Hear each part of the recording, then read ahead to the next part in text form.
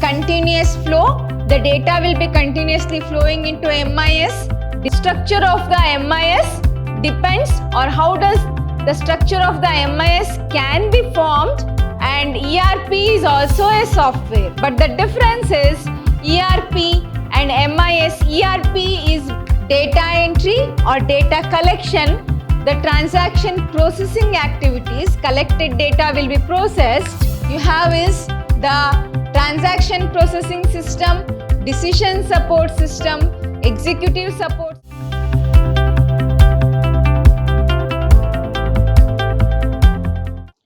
Hello students, welcome to the question paper discussion session or model question paper session in Management Information System. I am Dr. Soumyashri from Department of Computer Science, Vidyashram, first grade college. In this model question paper, I have taken the question paper of last 2019's question paper, which was this first CBCS paper for the CBCS batch. Let's start the question paper discussion. Here, I'm giving the questions and the distribution of the marks. Here you can observe, here is a part A.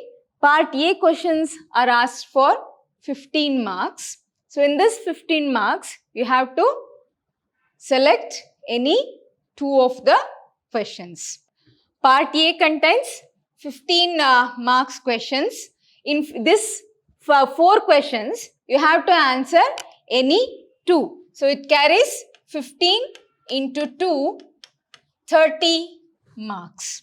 So, the question paper will be for 80 marks. The first part will be for 30 marks, having 15 marks question each. Along with that, we have the part B with 10 marks. Now, you have to write any 3 you have to attend any 3 questions for the 10 marks, that is, it carries 10 into 3, that is 30 marks. Okay, part A will be for 30 marks, part B will be for 30 marks. So, part A, from part A you have to choose any 2 questions from 4. In part B, you have to choose any 3 from 5 questions. Whereas, you will be having another part, that is part C, having 5 marks for each question. That means you have 30 plus 30, 60. Then remaining is only the 20 marks. For 20 marks, you have to answer any 4 questions. 4 into 5 marks, that you get 20 marks. Okay. So, in part C, you have to answer any 4 questions from 5. 4 out of 5 you have to answer. That is 30 plus 30 plus 20 will make you the total of 80 marks. Okay. Let's start with the answers. You can look into. The first question is for 15 marks. That is, the question is define management information system. Along with that, you have to explain the features and objectives of the management information system. So, it is, since it is asked for 15 marks, you have to give a lengthy answer for this question.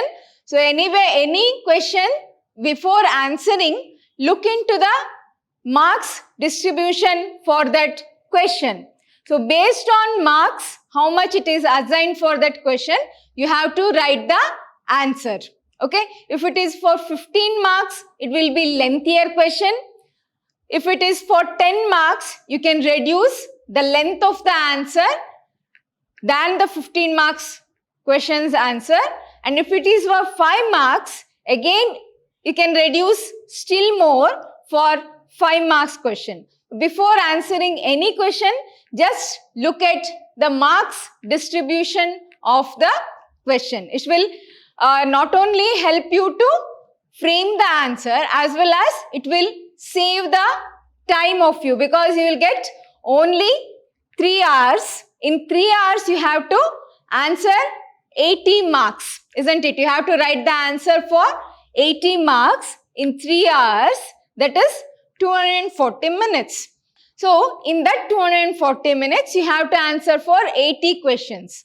If you go on answering the long, for 5 marks question, if you go on giving a lengthy answer, you will lose the time while having the lengthy answer for 5 marks question. Okay, for 5 marks question, it is enough to write around 200 to 100 to 150 words is enough for 5 marks question. When it comes to 10 marks, around 200 words is enough. Whereas for 15 marks, it must be around 230 or 250 words. If you give it as an answer, it will be much helpful for you to score for the particular question. So what you need to remember always is, before answering a question, please look at the marks distribution for that question. All right. So let's start here. The first question is all about definition and features and objectives of the MIS. Here we have the definition. You can give the definition. I am listed the features. That is one of the few of the features of the MIS are continuous flow. The data will be continuously flowing into MIS. Decision making. MIS will help in making the or assist in decision making of any entrepreneur in his business. Then we have use of computer is also a main feature of the modern day MIS. Then it has complex process. Data will move from one part of the software to the another part. So sometimes you may feel it complex. So that is another feature. Then we have the economical. The cost cutting is the main intention behind implementing the automated MIS or computerized MIS. That is, it is economical.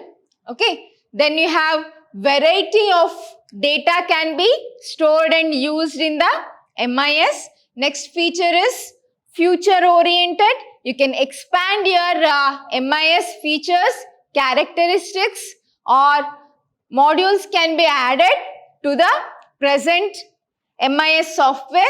It allows you to extend the current system.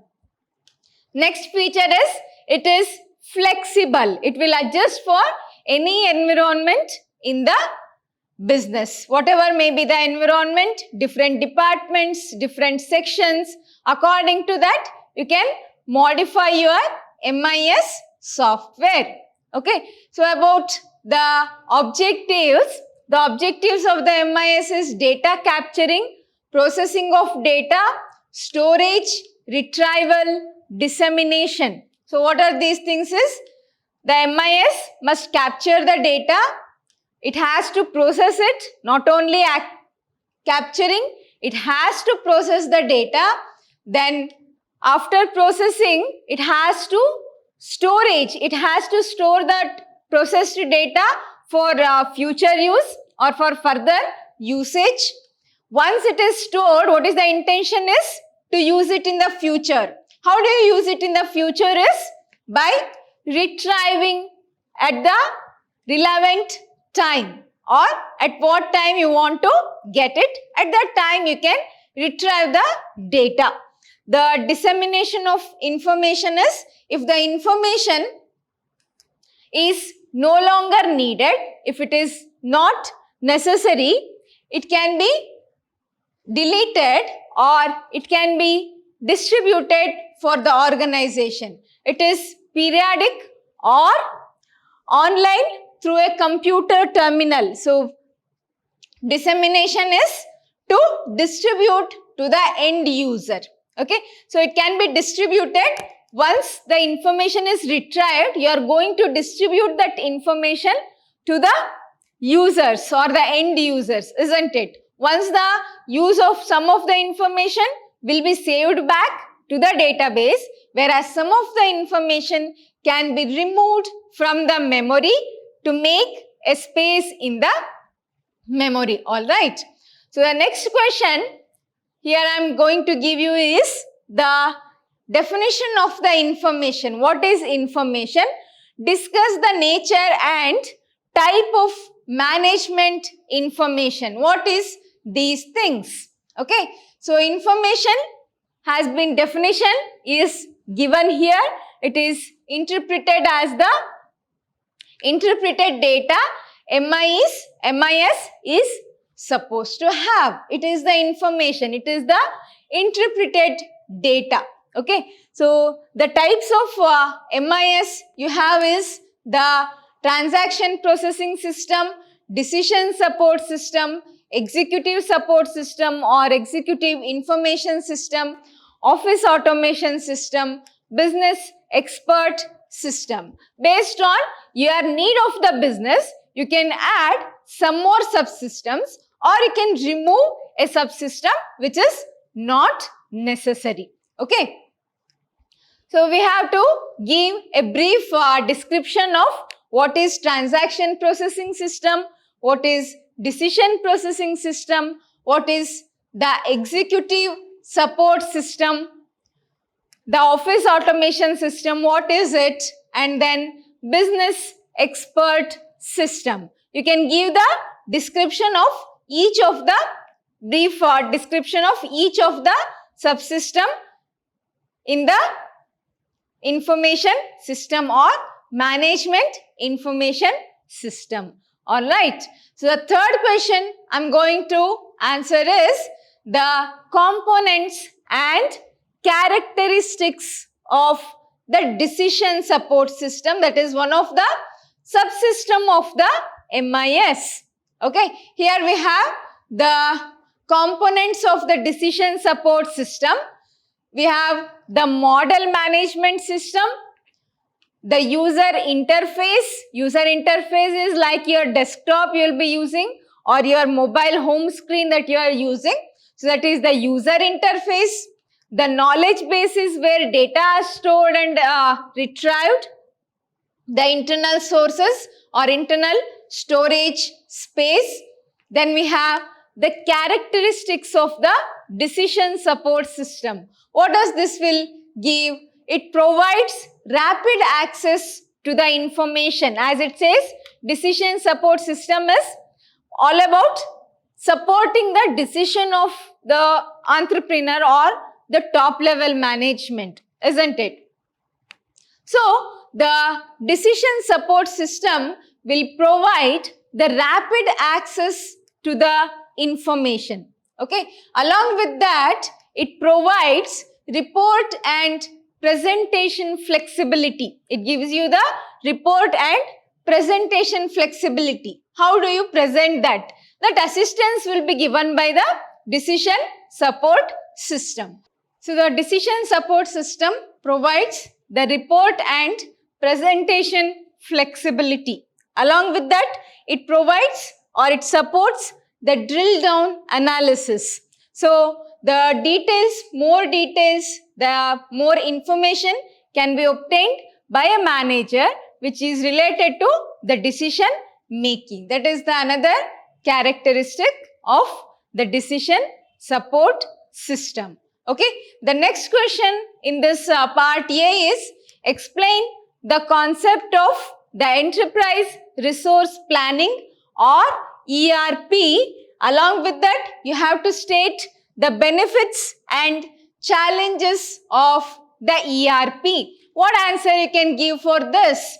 So, ERP is a cross-functional enterprise system. So, MIS is a software and ERP is also a software. But the difference is ERP and MIS. ERP is one of the subsystem of the MIS and MIS is related to the entire business, where ERP gives the main intention of ERP is to support the top level management. So ERP is going to do that. along with some modules or some part of the ERP will be available even for the end user of the system. Okay, but the thing is, ERP is subsystem of the MIS. Even though we feel that both are softwares and both are same, there is a thin line of difference between the ERP and the MIS. All right. So ERP is a cross-functional enterprise system which works as a framework. This is a framework for integrated and automation of the business process. Okay. So what are the benefits of the ERP system you can list out is, one thing is increasing the productivity. Next we have enhance the reporting. It enhances or increases the reporting capability of the MIS software. Then next is it improves the business process. It helps in taking a business strategy, business planning to a new level. Then we have the challenges of the ERP. What are the challenges you can face while implementing an ERP? First thing is the data security. How do you provide the security to the data? So the same thing is how they are going to secure with the username and the password, that is the login credentials you can use. Then the cost of the implementation of the ERP, that is also a challenge. Most of the cost will include the development of the ERP, the installation as well as the maintenance. Maintenance of the ERP takes around 25% expenditure of the entire ERP system implementation. All right. So next challenge is customization. How do you customize your ERP according to your need? According to the user's need or entrepreneur's need, the ERP has to be modified or customized. Okay. Another challenge is data migration from one ERP system to another ERP system. How do you migrate the data in different system? Okay. So this is the about the ERP. Next we shall move on to the part B. Part B has the questions which carries 10 marks. Okay. So in that part B, the first question I am giving here is the structure of MIS based on organizational functions. Okay. How does the structure of the MIS depends, or how does the structure of the MIS can be formed based on the function of the organization, because every business is different. The business, the management of the business, everything will be different with different products, isn't it? Based on organizational function, how you can customize the MIS? Okay, the answer you can have is the structure usually have subsystems, some of the subsystems or the modules.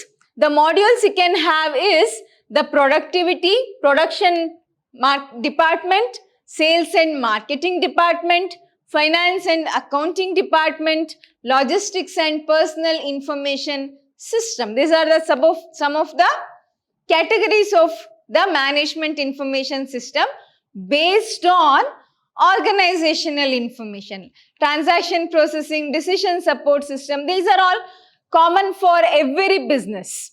But based on organizational function, you can have different subcategories in the MIS. If you don't have the marketing section in the organization, you can skip the sales and marketing department. Or if you don't have the separate production module or production department, everything is included in one unit, then you don't need the classification of the subsystems. At that time, you can skip that particular subsystem. But generally, you'll have these kinds of subsystems like the sales and the marketing system, the production department or the system. Logistics is once the production is completed, you have to move the product to the receivers or product to the purchasers, isn't it? So the wholesale, retailers, wholesale. So that will be logistics. Then you have the finance and accounting department. Finance and accounting department. Some organization will also have human resource department. Some may not have human resource department. So based on how does the organization functions, you can have the subsystems of the MIS. Okay. Along with that, you have the conceptual and physical structure of the MIS. How you can conceptually design and physically implement the MIS in your business. That is the another point. The next question you can attend is, or you can observe is, the difference between the data and the information. Although we think that data and information are same, in case of or with respect to the management information system, both are different. How they are different? Here we have the answer for that. So give the definition of the data. What is data? Like the facts gathered about someone or something which is bare and random, which is not specific. It is bare and random. When compared to the data, information is the facts concerning a particular event or subject which is refined by processing. The data is a raw information or raw thing about something or someone. If the data is processed for our need, it will become the information. Here we have the list of differences between the data and information. You can give that answer. Or can, if you feel that there is some more information you can add, difference you can add, you can obviously add that difference to the answer. Okay. So this is the difference between data and information. Next question you can attend is, what are the steps involved in transaction processing system, one of the subsystem of the MIS? Let's look at the answer. So transaction processing system will generally go through 5-stage cycle. What is that? Data entry or data collection. The transaction processing activities, collected data will be processed. File and database processing, that is storing the data. Then document and report generation based on the stored data in the database or in any repository. You are preparing the document and the relevant reports, and then based on the reports, you are going to put an inquiry processing for the MIS. So here we have the detailed description of each of the steps in the transaction processing system, like data entry, transaction processing. Transaction processing again has two types. One is batch processing, another one is real-time processing. Batch processing is where the transaction data is accumulated for once and are processed periodically. It is not done continuously, but it is done periodically by batch wise. You are going to first make the batch of the jobs, batch of the data, then you are going to process it. That is called as the batch processing, whereas real-time processing is execution of the data in short time period, say 1 day, 2 days. You are going to process the data day-wise. That will become real-time processing. You are going to process the data weekly or fortnightly or monthly or quarterly. Then it will become the batch processing. Then you have the file and database processing, the document and report generation. Then we have the inquiry processing. So you can use the internet and web browsers to get the data and inquire about the stored data in the repository. Okay. Next question you can have in part B is the information resource management. How does you are going to describe the IRM or Information Resource Management? The answer here is, so you can give the answer like this.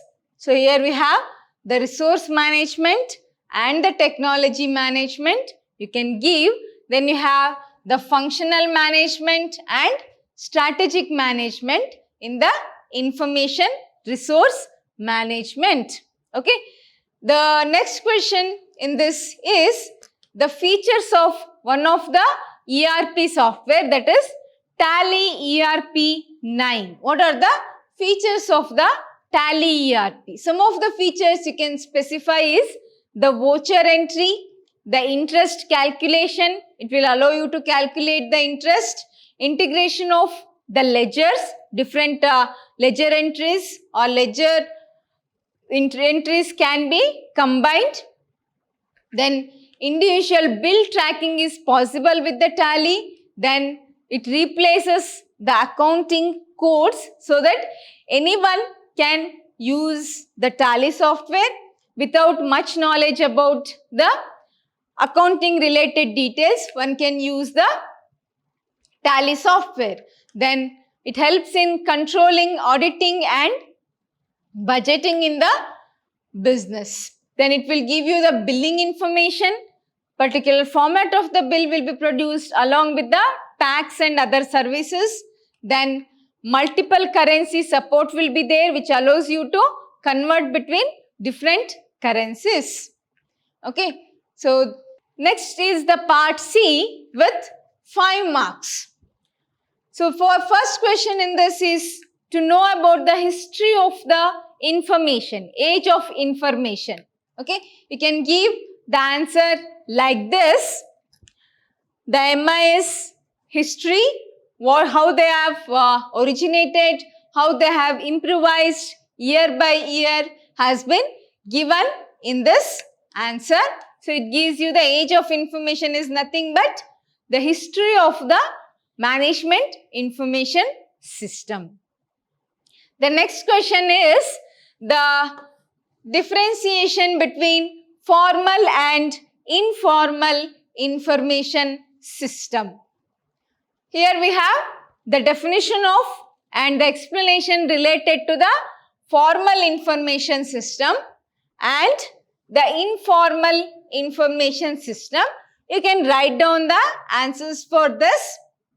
Along with that, the difference between the formal and the informal documents. Information will be stored in the form of a document.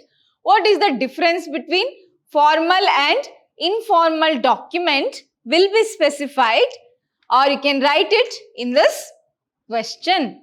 The next question in this part C is the explanation about system analysis and design the development of MIS. How you are going to analyze the current system and design the MIS suitable for the current system. But the task of the business will be made easy. So there is an explanation for the system analysis, how you can analyze the system, and you have another explanation for system design, how you can design an entire system using the analysis or study of the current system. Along with that, you can have how you can analyze and design the system using the steps, system, process and technology. You can use different systems that are already implemented in other business, or you can go for the process that are usually implemented in other business and the current technology that is most suitable for your business will be studied in the system analysis, and the design is made based on these studies. Okay, so you can explain this one. The next question in this is the stages of the system development life cycle, or SDLC. You can give like that, system development life cycle, or SDLC. You can have SDLC. Okay. The steps involved in SDLC are like this: identification of the problem, requirement analysis, system design, implementation of the system, testing, deployment, and last step is the maintenance. What are these steps are going to do? So I can explain problem identification, identifying the flaws or problems in the current system, may be manual or semi-automated or fully automated, but we are not finding it so much useful. Currently we have the automated system, but we don't find it useful. So we have to identify what kind of problem we are facing in the business. Once you identify the problem, then you can write about the requirement analysis. What are the requirements that are needed to design the MIS will be specified in the requirement analysis. You can write about that. Then system design, how you are going to do the system design. In this, we will be having the logical design, that is like a blueprint we make. The logical design will be made, or blueprint of a house or plan, 3D plan of a house or building can be done. In the same way, logical design of every system or one system can be done. That logical design can be used for physical design. Physical design is nothing but actual design, how your system will look and how you can use it. That will be the physical design you can list out. The next step you can write down is about the implementation. The implementation will be implementing the system as well as integrating the subsystems. So that will be implementation. Once the implementation is done, testing is a necessity for maintaining the quality or assuring the quality of the developed system. That is the next step, testing the system. Next you have deployment of the system. Any company may have developed the system. The deployment is installing that software in the user's company or user's system. Suppose if you have an application, the Play Store has thousands of applications. It is useful only when you install that in your mobile, isn't it? So that installation process is called software deployment. That is the next step. Once you deploy it, the last step is maintenance. Like once you sold a car or sold any product, some product will not need any maintenance. So if you sell a pen, you don't have any, if you are a seller of the pen or manufacturer of the pen, you don't have any maintenance task, isn't it? You need not to maintain anything in this pen.